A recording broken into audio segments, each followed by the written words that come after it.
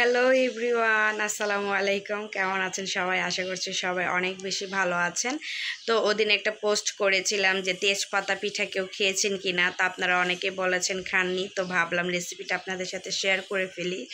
তো ফেসবুক রল করতে করতে এক বর্তমানে সে ফেসবুকে খুবই ভাইরাল একজন পার্সন, ফারহানা বিথি আপু, কে তাকে চিনে না। তো ওনার তেজপাতা পিঠার রেসিপিটা দেখে আমার অনেক দিন যাবৎ খেতে ইচ্ছে করছিল।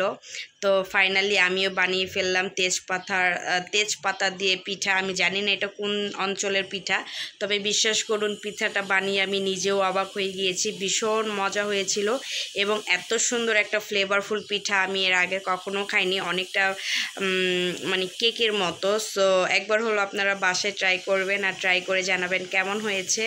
তো কথা না বাড়িয়ে ভিডিওটা শুরু করে দিব। তার আগে অনুরোধ করব, যারা ইউটিউব চ্যানেলটা এখনও সাবস্ক্রাইব করেনি প্লিজ সাবস্ক্রাইব করে দিবেন, ফেসবুক পেজটা ফলো করে দেবেন, লাইক কমেন্ট শেয়ার করতে একদমই ভুলবেন না। তো চলুন শুরু করা যায়।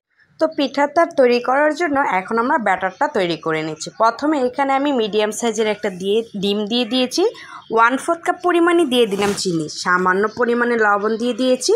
একটা হ্যান্ড উইক্সের সাহায্যে এখন এই চিনিটা গলে যাওয়ার আগ পর্যন্ত খুব ভালো করে ফেটিয়ে নিচ্ছি। চেষ্টা করবেন চিনিটাকে ভালো মতো গলিয়ে তারপর এখানে ময়ামটা তৈরি করার জন্য। তারপর দিয়ে দিলাম প্রায় 1 কাপ পরিমাণে চালের গুঁড়া ও আধা কাপ পরিমাণের ময়দা। অবশ্যই এখানে চাল এবং ময়দার দুটোই ব্যবহার করবেন, এতে করে খুব সফট এবং ক্রিসপি একটা পিঠা রেজাল্ট পাবেন। আর যদি চান আপনারা চালের গুঁড়ি দিতে না চান, সেই ক্ষেত্রে শুধু ময়দা দিয়েও কিন্তু পিঠাটা বানানো যাবে।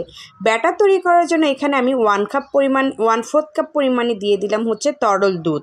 এই দুধটা দিয়ে প্রথমে আমি মিক্স করে নিয়েছি। তো আমার কাছে এই পর্যায়ে মনে হচ্ছে ডোটা বা লিকুইড যে ফোমটা আমরা তৈরি করেছি এটা অনেকটা ঘন রয়েছে, আমাকে আরেকটু পাতলা করে নিতে হবে।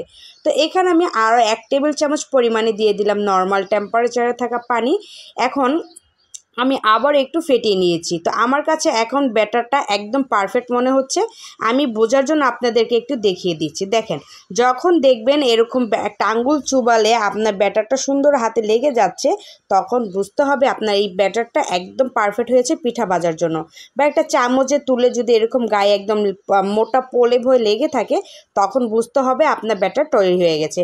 তো এখানে আমি কিছু তেজপাতা নিয়ে নিয়েছি, আর তেজপাতাগুলোকে খুব ভালো মতো পরিষ্কার করে মুছে নিয়েছি একটা টিস্যুর সাহায্যে।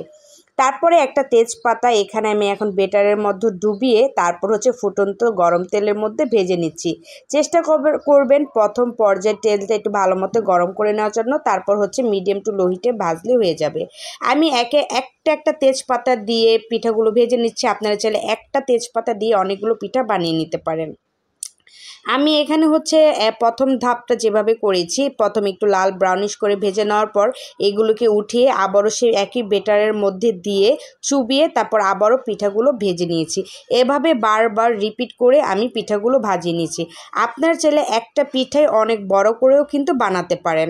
বিশ্বাস করুন এই পিঠাটা খেতে এত মজা, আর যখনই পিঠাটা আপনি ভাঙবেন এবং মুখে দেবেন তেজপাতার খুব সুন্দর একটা ফ্লেভার আসবে এবং আপনার মুখটা একদম ফ্লেভারে ভরে যাবে এবং খেতে ভীষণ মজা হয় এই পিঠাটা। মেহমান আপ্যায়নে যদি একবার এই পিঠাটা দেন, মেহমান তো একদম চমকিয়ে যাবে যে এত সুন্দর মজার পিঠা, নতুন একটা রেসিপি কোত্থেকে আপনি আবিষ্কার করলেন, আপনাকে বারবার এই রেসিপি চাবে আপনার কাছে। সো একবার বানাবেন, বারবার রিকোয়েস্ট পাবেন এই পিঠা বানানোর জন্য। তো আপনাদের সাথে কথা বলতে আমি প্রত্যেকটা পিঠা এভাবে রেড গোল্ডেন করে ভেজে নিয়েছি। আর দেখেন পিঠাগুলো মাশাআল্লাহ কতটা ফুলেছে এবং উপরটা ক্রিসপি, ভিতরটা একদম সফট কেকের মতো হয়েছে। একটা পিঠা কিন্তু ভেঙে দেখাচ্ছি, দেখেন ভিতরটা কতটা পারফেক্ট। আর যখনই পিঠাগুলো বানাচ্ছিলাম পুরো ঘ্রাণে ভরে গিয়েছিল। আজকে এখানে বিদায় নিচ্ছি, আল্লাহ হাফেজ।